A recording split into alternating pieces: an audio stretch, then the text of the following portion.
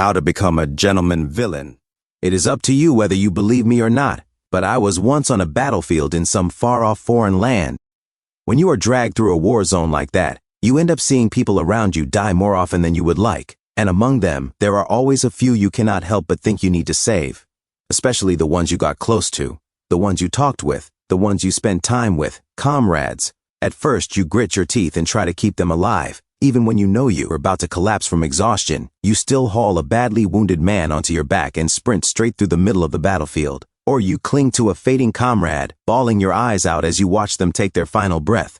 But eventually, you stop doing it, because you are too busy trying to survive yourself, even though it tears you apart at first. One day you realize you have gone numb even to the deaths of those closest to you.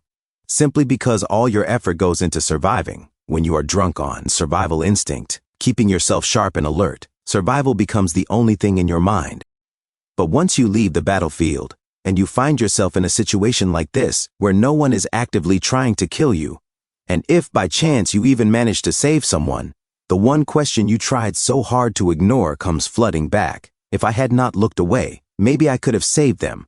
It was me who killed them all, so I reached my conclusion a long time ago. His fist trembled. They were key characters in the scenario. People I could influence. I made up countless reasons. I even lied to myself. But in the end, I decided I would never become comrades with anyone. Lately, I forgot that resolve, which probably means I have grown dull. This is my weakness. He relaxed and leaned back against the bench. Silence followed as the moon shone brightly overhead.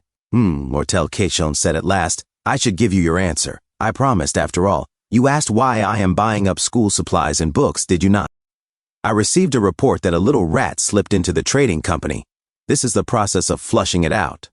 For the past few days, the inventory counts of books and school supplies in the warehouse have not been matching. That means someone has been siphoning goods off.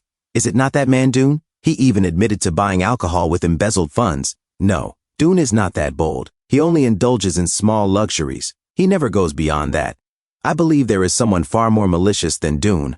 When prices rise, they will sell before we do and run. That is when we catch the rat. And I will probably end up killing someone again. Ed was shocked. Back then we said something like this, did we not? Lortel murmured. She repeated the question softly. Have you ever killed someone? No, Ed answered. I have never killed someone with my own hands, Lortel said. But if I count the people I failed to save, like you do, then I have probably killed many people too. Because I am someone who looks away from people and judges only by the numbers written in my accounting ledger. I am the golden daughter. But is that not everyone?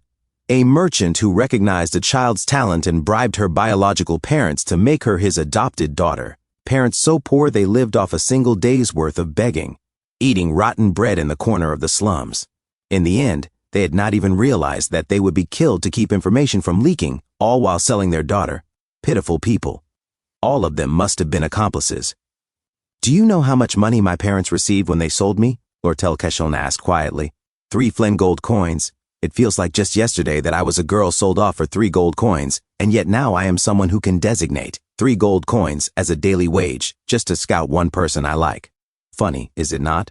Still, 3 coins a day is a bit much, is it not? Well, I think she will refuse, but that is fine too. Dealing with the rat that crawled into the merchantry and managing Dune, who is always plotting to stab us in the back. None of it bothers me, because I do not expect anything from anyone. And I do not trust anyone either. You know the reason, do you not? Ed Roth-Taylor said. Because you do not want to be disappointed. Exactly. That is why I am always alone as well. She smiled at him. That is my weakness, Ed said softly. So from the very start, the reason you carved time out of your busy schedule and asked me to take a night walk. I do have ears, you know, she interrupted with a hint of amusement. In fact, I can hear a little wider and farther than ordinary people. She hugged his arm gently. Ed thought to himself that she must have heard the rumors, that he had looked depressed lately, drained of energy. And apparently, Lortel continued, among the children of noble families, there is a ritual when they marry. They exchange their weaknesses with one another, because when both sides know each other's weak points, they become that much closer, or so they say. The academy at night is quiet, is it not? A place that is usually so crowded becomes so empty. It makes you feel as though you have been left alone in the world. Yeah, Ed admitted. It does, she said. For me, it feels like that even during the day, but sometimes you need that feeling. You know it too, do you not? She asked softly. Sometimes this kind of solitude, Ed looked at the sky, is comfortable, right? Lortel said with a smile. I told you, we are the same. The next morning, Belle spoke nervously. I am sorry, Miss Lortel. Honestly, that offer would have been good for me, considering how high the wage is, but I take pride in working at Ophilus Hall. Of course, I am not always treated fairly. Sometimes I am dissatisfied. Sometimes it is difficult. Sometimes I am exhausted. But even so, I want to continue taking responsibility for Ophilus Hall. Lortel Ketchum said.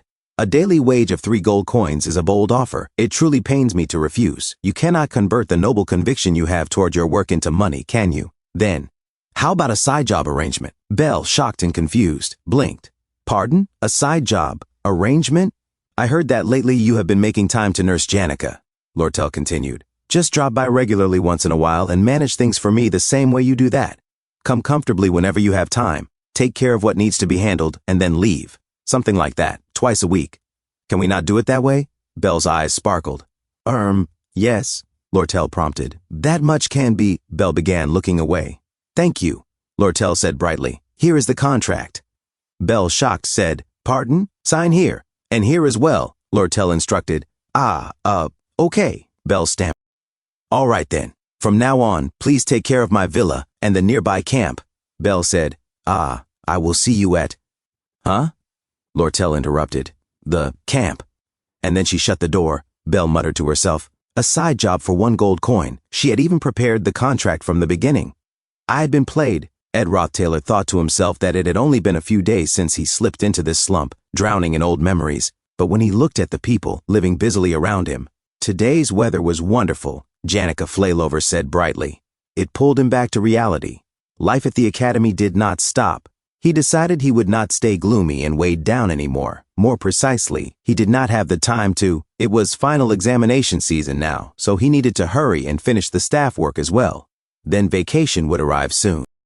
He would make all the preparations he could before then, in order to face what was coming. Meanwhile, Tanya Rothtaylor, reading a letter, sweated slightly. It has been a while since I received a letter from Father. The letter read, I heard that during vacation many students return to their family homes, rest, and then come back. Tanya, you should come home and get some rest, then return to Sylvania, and if possible, bring Ed with you as well. Ed thought to himself about the altered scenario. Thank you so much for watching. That's all for now.